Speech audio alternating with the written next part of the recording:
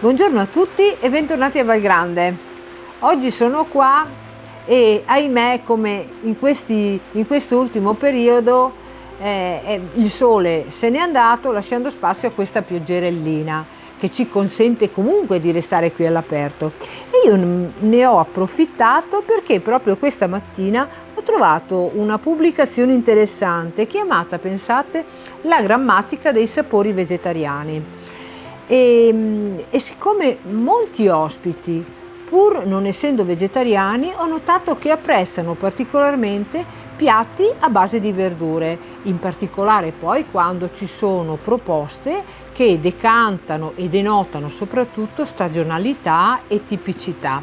Sto guardando infatti l'utilizzo ad esempio del riso integrale a cui poco siamo abituati nella nostra cucina, perché noi spesso proponiamo i risotti con riso carnaroli, con il riso vialone nano piuttosto che con l'arborio, anche se in realtà in questa zona preferiamo il riso carnaroli.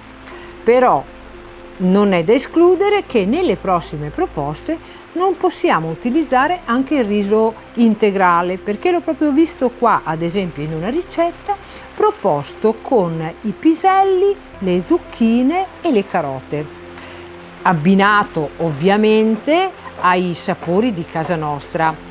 E ovviamente nei nostri menù, sempre nel fine settimana, però si potranno trovare anche le preparazioni più classiche come i risotti con le verdure di stagione oppure le nostre paste con i condimenti a base di carne. Se siete curiosi però di assaggiare qualche nuova proposta presa proprio a spunto dalla cucina vegetariana, io vi invito a venirci a trovare e vi consiglio di farlo sempre con la solita modalità, quindi prenotando il vostro tavolo, seguendo quindi i contatti che sono tra le pagine social dove noi siamo presenti o tra le pagine del nostro sito. Per il momento io continuo nell'approfondimento di questo interessante libro e vi aspetto. Ciao!